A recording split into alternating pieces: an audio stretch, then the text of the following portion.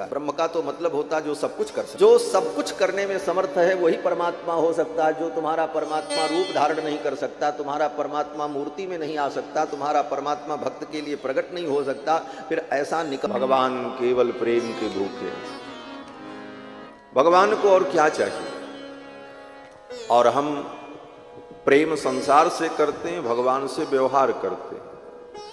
और सच पूछो तो संसार से व्यवहार रखना चाहिए, भगवान से प्रेम करना चाहिए। संसार व्यवहार का भूखा है, संसार तुम्हारे प्रेम का भूखा नहीं।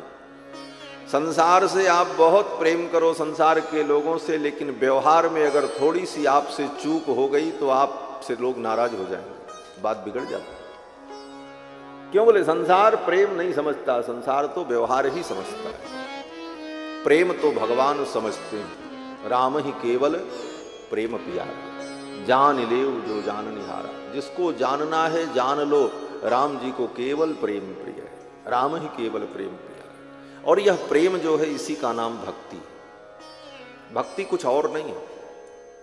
महनीय विषये प्रीति ही भक्ति है। जहां पर भक्ति की व्याख्या की, वहां पर आचार्य चरण यही कहते हैं कि महनीय विषये प्रीति ही भक्ति ही।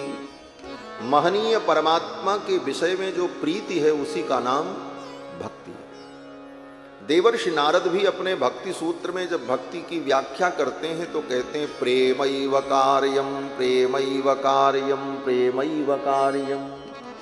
भगवान से प्रेम करो, प्रेम करो, यही भक्ति है। और ये भक्ति तभी प्राप्त होगी, भगवान से प्रेम तभी होगा जब हम बार बार सत्संग करते रहेंगे, भगवान की लीलाओं को सुनते रहेंगे, भगवान के चरित्र को सुनते रहेंगे। और इसी प्रेम भक्ति के परवश होकर के ही तो भगवान दशरथ जी के बेटा बने।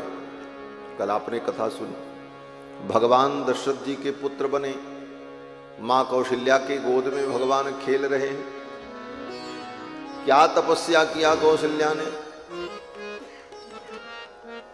तो गोस्वामी जी महाराज कहते हैं कि व्यापक ब्रह्म निरंजन निर्गुण विगत विनोद सो अज प्रेम भगति बस कौशल्या के गोद। कौशल्या के गोद में राम जी क्यों आए? क्या कारण था? तो गोस्वामी तुलसीदास जी रामायण में लिखते हैं कि व्यापक ब्रह्म निरंजन, जो ब्रह्म व्यापक है, कण कण में व्याप्त है, वो व्यापक ब्रह्म प्रकट रूप में इतने सीमित हो गए, इतने छोटे हो गए कि मैया उनको अपने आंचल में ढक लेती है तो सामने वाले को दिखाई नहीं पड़ता। जो व्यापक कण कण में विद्यमान है, विराट पुरुष है, वो इतने छोटे हो गए प्रेम भक्ति के वश में कि मैया उनको अपने आंचल में ढक ले तो दिखाई नहीं पड़ते। व्यापक ब्रह्म, ब्रह्म, ब्रह्म का मतलब क्या होता है?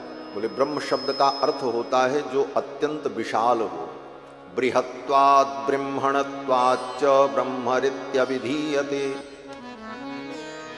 सनातन धर्म के एक एक सिद्धांत बड़े ही परिनिष्ठित और तर्क की कसौटी पर और विचार की कसौटी पर कसे हुए हैं। कहीं भी आप मनमाने ढंग से कोई व्याख्या नहीं कर सकते। हर चीज का एक निश्चित नियम है। इसीलिए सनातन धर्म आज भी जीवंत है और अनंत काल तक ये सनातन धर्म जीवंत रहेगा, क्योंकि हमारे यहां सब कुछ तर्क संगत, व्यवहारिक, पारमार्थिक और वैज्ञानिक। इस कारण से सनातन धर्म का सिद्धांत सदा रहा है और सदा रहेगा। तो ब्रह्म का मतलब क्या? बोले किसी को हम ब्रह्म मान ले। ब्रह्म मानने के पहले बहुत विचार करना पड़ेगा, ब्रह्म और परमात्मा की परिभाषा क्या होती है।